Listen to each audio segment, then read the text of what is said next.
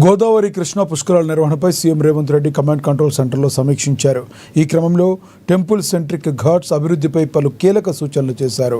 శాశ్వత ప్రాతిపదికన సెంట్రిక్ ఘాట్స్ ఏర్పాట్లపై దిశానిర్దేశం చేశారు. టెంపుల్ సెంట్రిక్ ఘాట్స్ అభివృద్ధికి ప్రాధాన్యం ఇవ్వాలని అధికారులకు సూచించారు.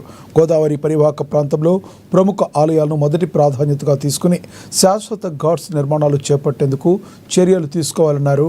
బాసర నుంచి భద్రాచలం వరకు గోదావరి పరివాహకంలోని ఆలయాలను క్షేత్రస్థాయిలో సందర్శించి అనువైన వాటిని ఎంపిక చేయాలన్నారు.